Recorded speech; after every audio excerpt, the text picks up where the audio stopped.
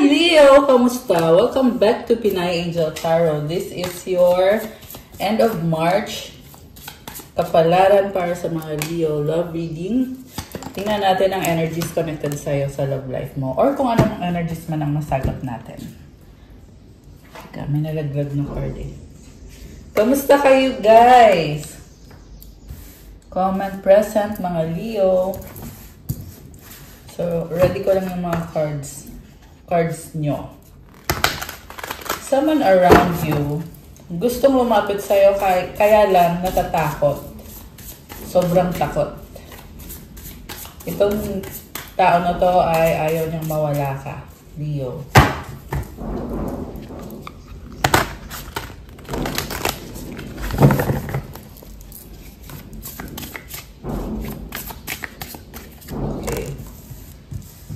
So we have 5 of Pentacles, 2 of Wands, Magnum Opus.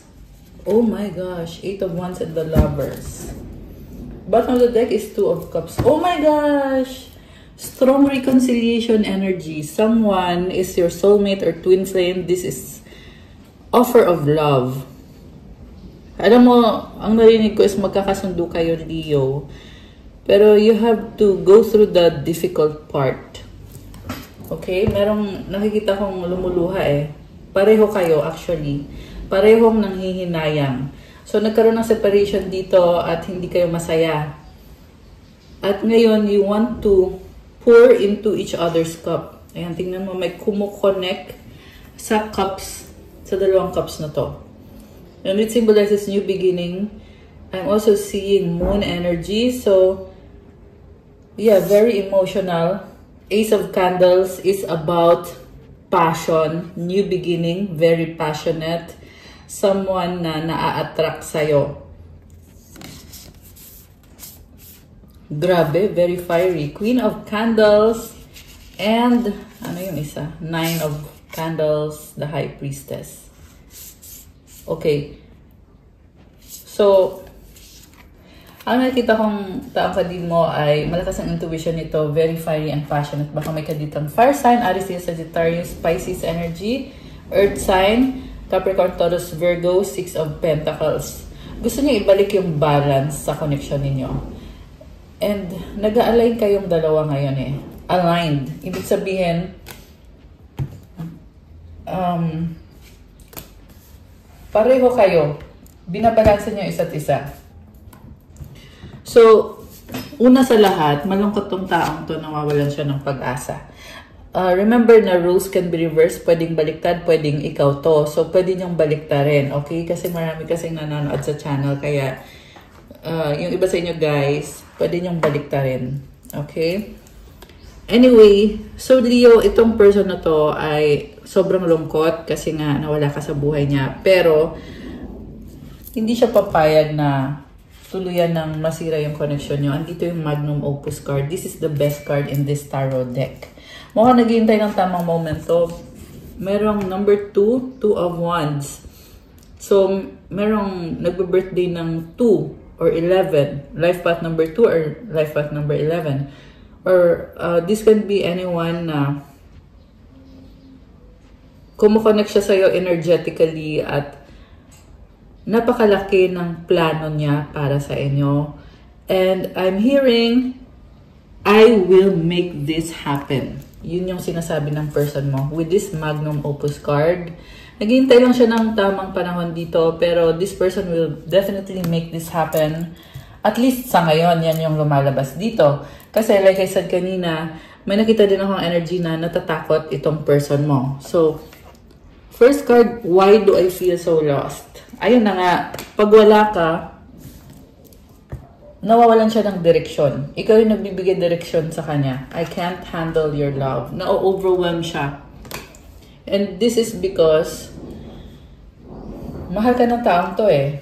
Kaya siya nakakaranas ng ganyan. Yung nga lang, I am scared of rejection. Yun na nga. Kasi, ang gusto niyang mangyayari is, pag nag-offer siya sa'yo, tatanggapin mo. Kasi masyadong masakit sa kanya. And I'm hearing na tagal nang umiiwas nito sa'yo, nitong taong to, kasi nga natatakot siyang i-reject mo siya. Takot siya na sasaktan mo siya. Alam niya kasi kung gaano kanya kamahal, kaya magiging sobrang masakit sa kanya pag ni-reject mo siya. I'm afraid to lose you. Ito pa, pag hinarap ka niya, pwede mo kasi siyang i-reject at mawala ka ng tuluyan at ayaw niyang harapin yung pangyayaring yon or ayaw niyang mangyayari yon. Kaya sinasabi dito, I'm afraid to lose you. Hindi siya papayag. Okay? Pero yun nga yung tanong dito, guys, kung siya hindi papayag, paano naman ikaw? 'Di ba? So, pero ang nakikita ko kasi, there is so much love and passion sa connection niyo. Magnum Opus card, this person is also stalking you and studying you. Kasi gusto nga niya mag-workout to. Merong pag-uusap and the lovers.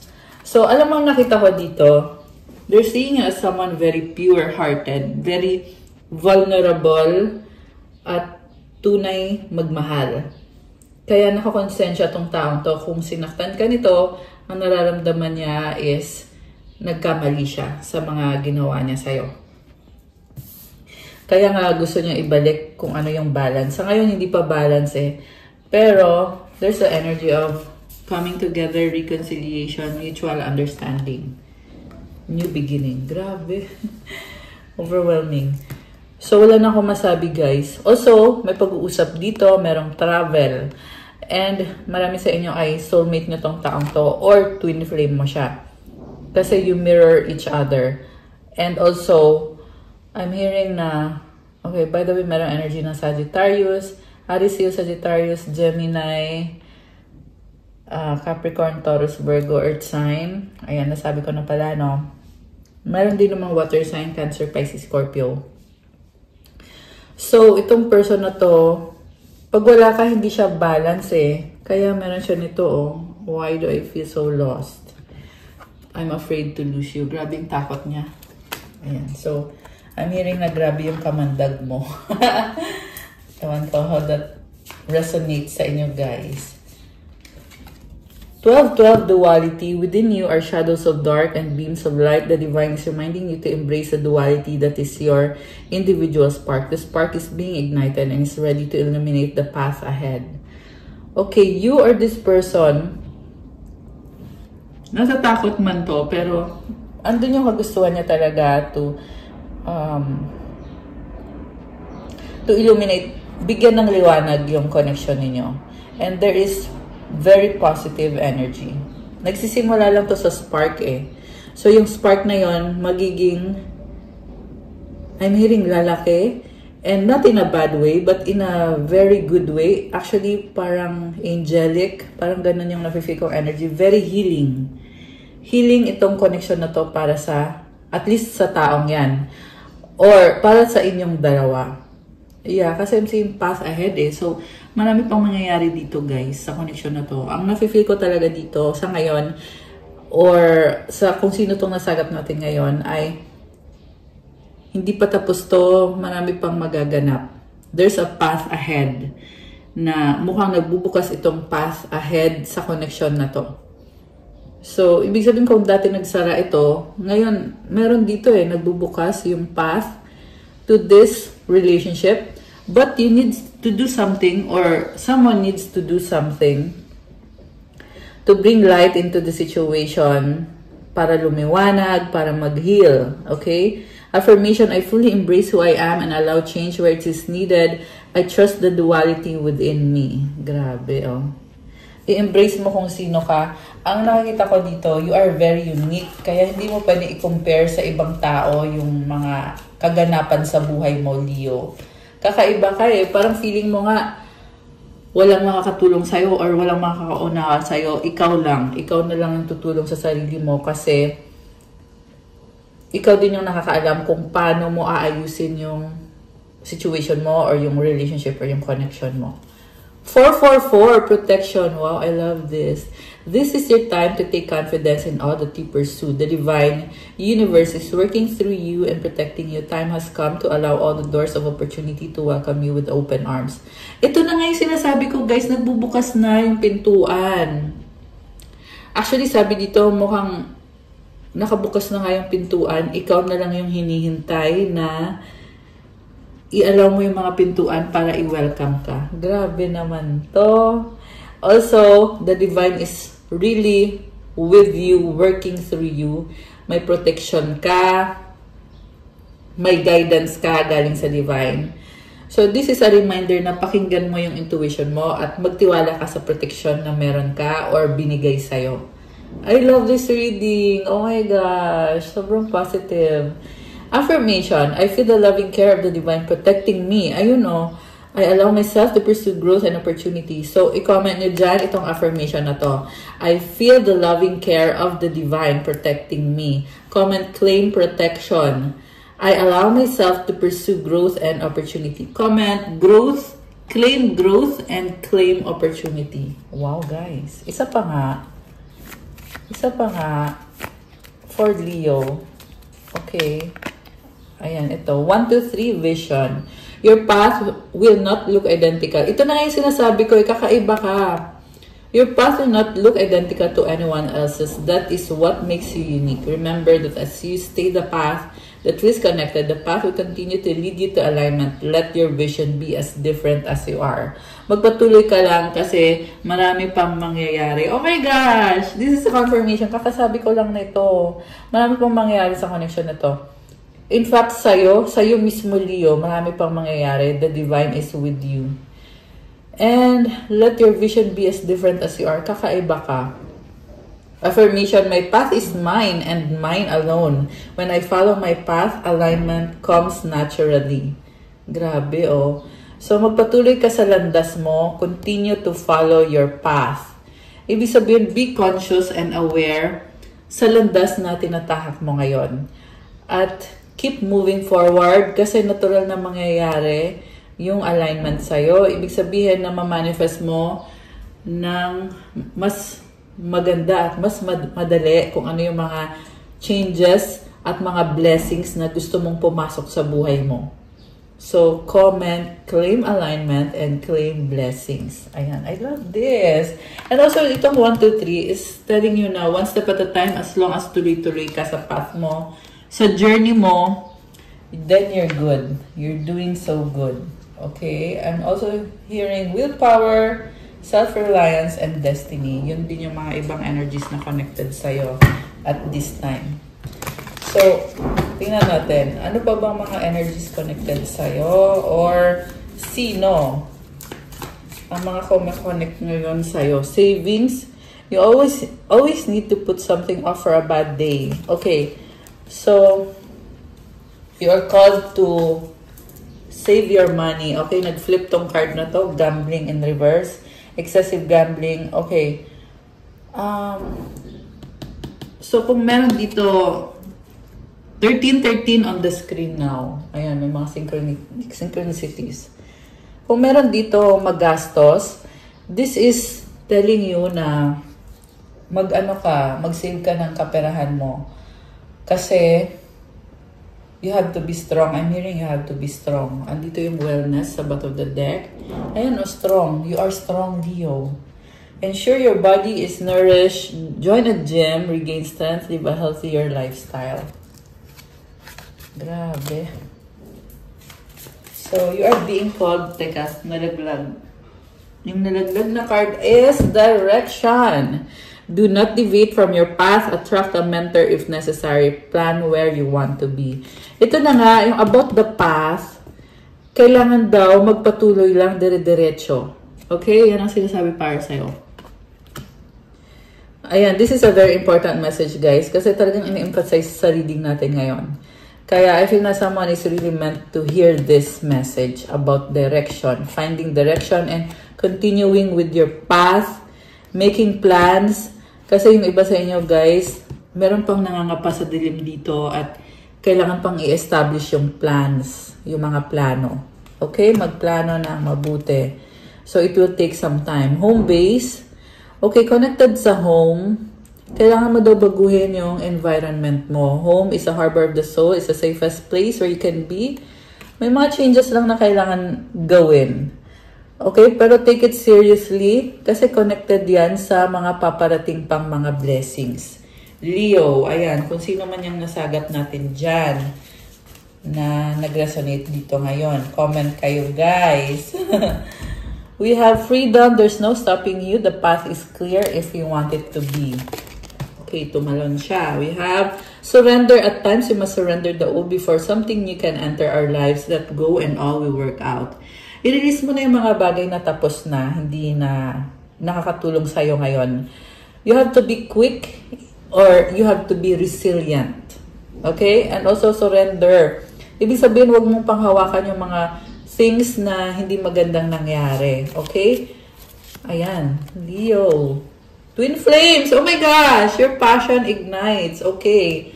Someone here is strongly attracted to you.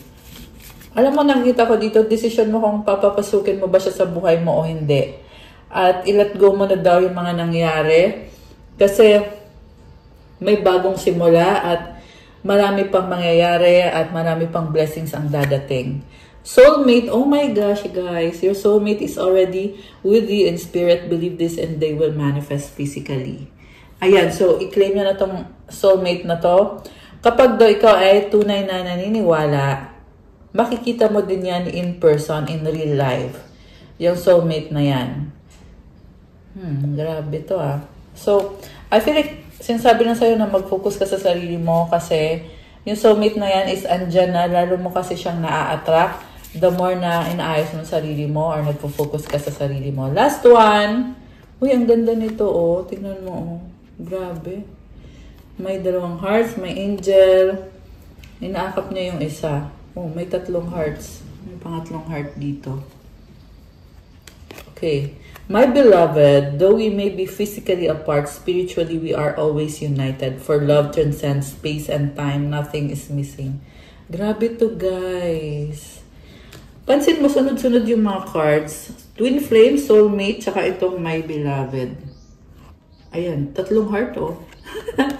Diba nakita natin yan dito? So, ganun. Ang na-feel ko dito, this is the energy of celebration with the one that you love. Paparating yan, energies na yan para sa'yo, Leo. So, i-claim mo na dyan. Kuha kita ng advice. Anong advice para sa mga Leos? Anong advice? Okay. Challenges, isa pa. One more for the Leos. We have change. Oh. And then, kuha din kita ng galing sa angels na message. Anong message? Okay, we have Peaceful Warrior. Uy, ang ganda nito. Archangel Ariel. Thank you, Ariel, for helping me stand my ground with peace. Grabe, you are so confident. Hawak mo yung wand mo. Nakita ko sa'yo. You know what you're doing. At makukuha mo talaga kung ano yung minamanifest mo. As long as gawin mo. Peaceful Warrior. Grabe. Yung iba sa inyo may mga conflict around you. But you are someone na very peaceful ng energy mo. Kaya ka din binibless. Stand your ground with peace. Okay. So, itong challenges, sabi dito, unbearable situations throw you directly into God's arms if you are open. Please take over divine and guide the right actions. Please take this burden and show me your will. Okay, merong problem. Pinapabalik ka kay God, kaya nangyayari yung problem. At isurrender mo at i-allow mo na si God yung mag-take over sa situation mo. Siya yung may control, siya yung magbibigay sa'yo, at siya yung gagabay sa'yo sa kung anong dapat mong gawin. Kasi ikaw yung gagawa, si God yung mag-guide sa'yo, magiging guide mo, yung angels mo. So, again, this is about surrendering the burden. At i-pray mo din na ipakita niya sa'yo kung anong will niya sa'yo. Kasi may plano si God para sa'yo. So, balikan natin yung Jeremiah 29:11 na verse. I know the plans I have for you, plans to prosper you and not to harm you. Yan yung nasasagap kong energy dito, connected sa verse na yon. Maganda ang plano ni God para sa'yo, kaya you are being called to surrender your burdens and to listen. Pakiramdaman mo, ano bang gusto ni God na gawin mo. Okay? alam ko kasi guys na marami pa rin dito na hindi alam yung connected sa direction na card kanina. Yan kasi nasasagap ko dito sa reading mo, Leo eh. So, again, bumalik ka kay God. Yan ang sinasabi dito. And, yeah, I'm hoping na makarating yung mensahe. Hindi man sa lahat mag-resonate, pero meron at least isa sa inyo dito, Leo, na nanonood na para sa kanya yung mensaheng yun. And then, itong change, don't scare yourself in the next 40 steps. All you need is that one next action. You can say to love, just show me the first step and change me into one who can take it. Wow! So, ito na nga yung sinasabi ko. There's a path, magpatuloy ka. Gawin mo yung pinakaunang step kasi magtutuloy-tuloy yan. Or, ito na nga yung ginagawa mo ngayon. Sinisimulan mo na sa unang mga steps at magpatuloy ka lang daw. Kasi, sa dulo ay mangyayari itong change. Ito, tingnan mo tong butterfly, di ba? So, I feel like you're a caterpillar slowly turning into a beautiful butterfly. Ang ganda din ng colors dito, guys. Ayan. So, comment, claim change. And, ayan. Yun. Okay, guys. And I just saw 21:11 on the screen and 21:12. So, that's all for you, Leo, para sa yung end of March kapalaran. Thank you for watching. Please like, comment, subscribe, hit the notification bell. Kung nag-resonate kayo at kailangan nyo ng more information, you can book a private reading. Message lang kayo sa Viber or sa WhatsApp. Nasa description box po lahat ng mga details ko. Tingnan nyo po dyan. And check out my Instagram if you want to start your crystals journey. May mga crystal bracelets na tutulong sa'yo sa manifestation mo, infused with special mantras and prayers, specific intentions para sa'yo. Thank you. I love you guys. Have a good day, Leos. God bless you all. Stay safe and see you again soon. Bye!